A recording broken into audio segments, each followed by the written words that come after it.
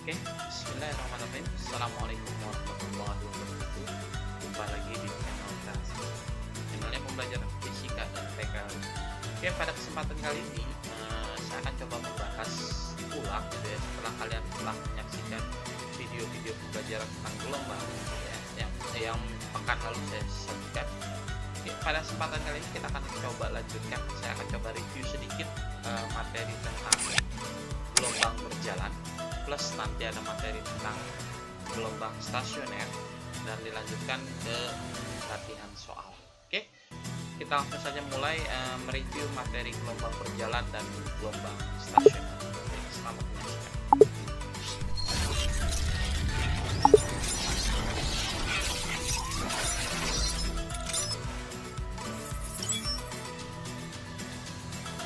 Oke, kita akan mulai review kita kali ini dari pembahasan gelombang, yaitu gelombang berjalan dan gelombang stasioner. Kita langsung saja mulai ke gelombang berjalan. Gelombang berjalan. Kenapa dikatakan gelombang itu adalah sebagai gelombang berjalan? Karena gelombang itu pada dasarnya adalah getaran yang merambat. Jadi kenapa dibilang getaran berjalan? Karena dia merambat. Dia merambat, ada arah rambatan. Jadi selain arah getaran, dia juga memiliki arah rambatan. Arah getarannya kemana? Arah getarannya ke atas dan ke bawah. Ini namanya arah getaran. Nah, ini disebut arah getaran. Dan yang di sini ini ada kita sebut adalah sebagai arah rambat.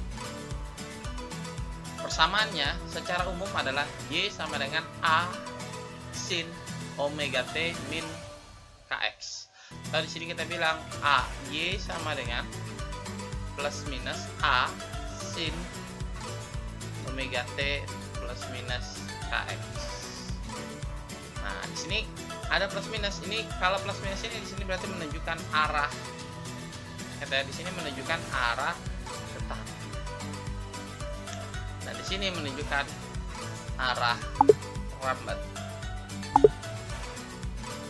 Arah getar ini apa bilangnya? Arah getar ini kita lihat arah getar kemana, ke atas dulu atau ke bawah. Kalau ke atas dia positif, nah seperti ini ya, ini ke atas dulu baru ke bawah.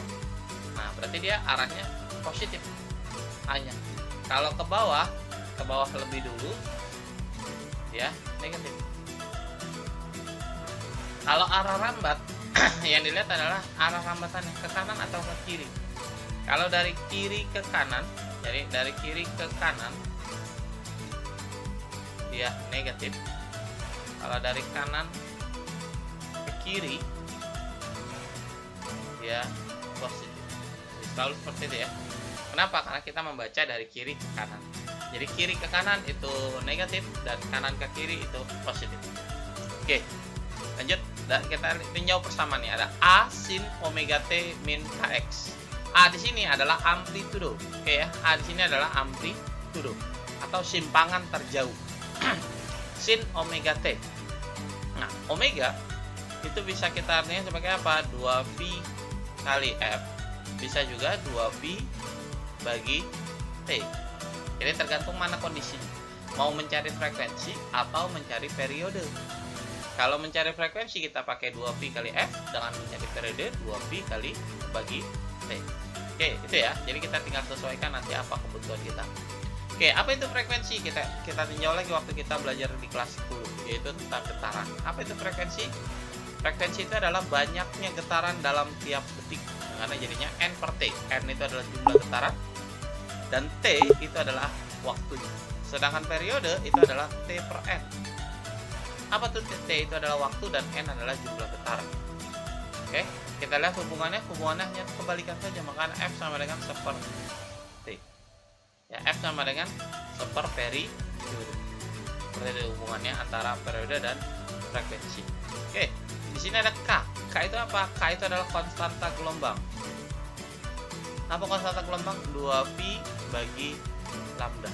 Jadi kalau kita mencari panjang gelombang itu adanya di K. Adanya di sini nih, di K. Ya, jadi ini ada omega, ada A. Jadi dari persamaan gelombang kita yang harus kita cari dulu berapa A-nya, berapa omeganya, dan berapa K. Dan kemana arah getar dan arah rambatnya. Itu yang terpenting dari sebuah persamaan gelombang. Oke, selanjutnya kita kenal nanti ada istilah fase gelombang. Apa itu fase gelombang? Fase gelombang itu artinya tahapan gelombang. Sedang apa dia? Ya, jadi fase gelombang ini adalah sudut fase dibagi 2π.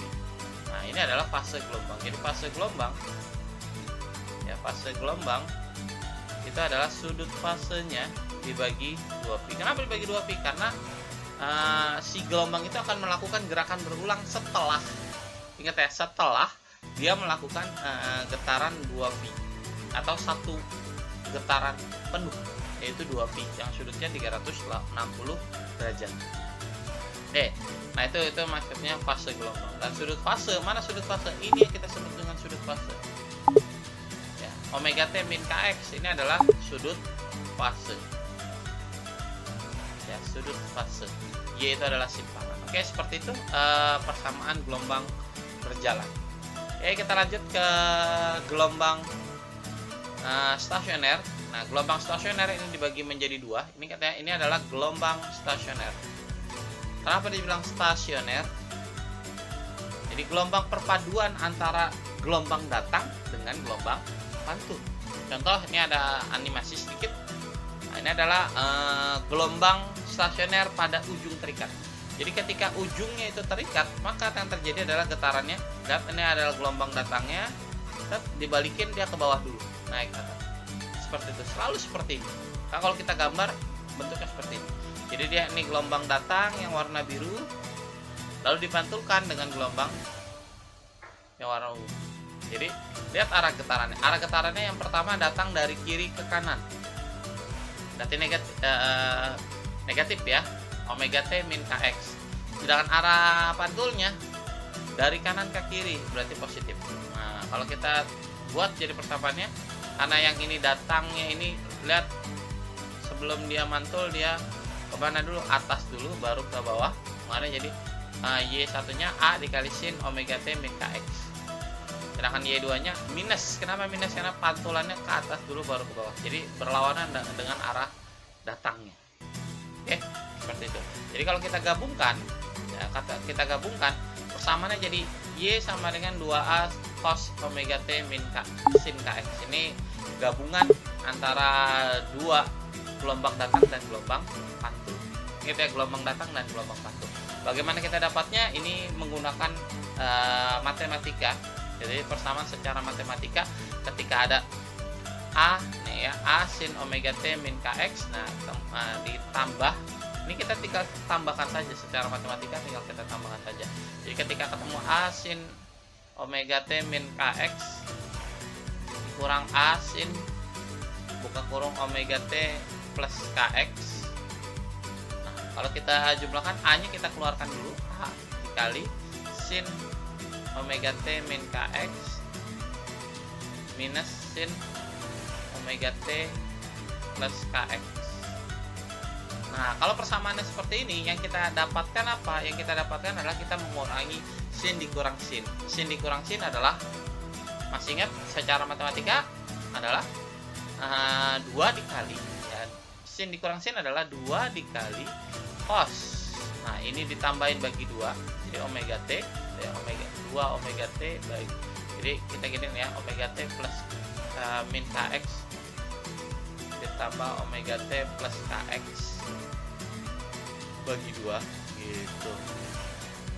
Jadi sudutnya ditambah dibagi 2, satu lagi sin yang sudutnya dikurang dibagi 2. Jadi kalau kita ini karena di sini ada 2, 2-nya kita kalikan ke depan, jadinya 2A cos omega T sin Kx. Mana itu amplitudonya? Amplitudo stasionernya. Ingat ya, amplitudo stasionernya itu adalah apa? Y sama dengan 2A sin Kx. Jadi yang dipakai adalah yang Kx, bukan yang omega T, tapi yang Kx. Jadi amplitudo stasionernya adalah 2A sin Kx. Oke, seperti itu. Lanjut. Nah, seperti ini. Nah, ini adalah yang pada ujung bebas. Kamu perhatikan ujung bebas. Mantul. Dia dalam bentuk apa? Pantulannya itu dalam bentuk perut. Ya, masih dalam bentuk perut dan dipantulkan balik, enggak langsung berubah arah, dia tetap searah. Ya, apa artinya? Arah getarnya tetap di bagian atas. sehingga arah getarnya A-nya itu tetap positif dua-duanya. Ya, A-nya tetap positif dua-duanya. Berarti A sin omega T min Kx, Y2-nya juga A sin omega T plus Kx. Jadi kalau kita jumlahkan secara dengan hal yang sama, tapi bedanya apa nanti? Sin tambah sin. Sin tambah sin adalah sin cos, ya. Sin 2 kali sin sudutnya ditambahin bagi 2 dikali cos sudutnya dikurangi dibagi 2. Maka ketemulah adalah Y sama dengan 2A sin omega T cos Kx, sedangkan amplitudo stasionernya itu adalah 2A cos Kx. Seperti itu. Ini di ujung bebas dan ujung terikat. Jangan sampai tertukar kamu. Ya, bisa jadi nanti posisinya sin dan cos ini ditukar di soal.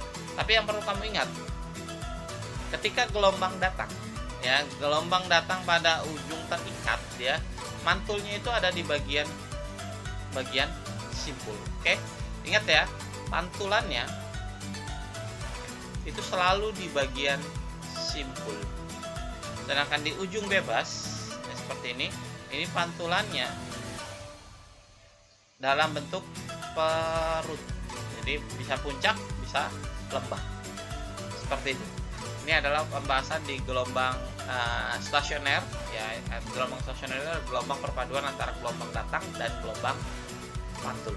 Oke, seperti ini yang harus kamu ingat lagi di sini, karena di sini pantulannya itu dalam bentuk simpul, selalu dari titik awal ini adalah sin, makanya jadinya AS sama dengan sin Kx. Ya, karena itu getaran dari kelompok sin. Kalau dari perut itu adalah cos, makanya jadi AX cos Kx. Oke, seperti itu ya. Oke, ini review kita di gelombang berjalan dan gelombang stasioner. Oke, kita akan lanjut ke pembahasan dari contoh soal di gelombang berjalan dan gelombang stasioner. Terima kasih telah menyaksikan video ini. Kita akan lanjut di video selanjutnya. Oke, kurang lebihnya saya mohon maaf. Assalamualaikum warahmatullahi wabarakatuh.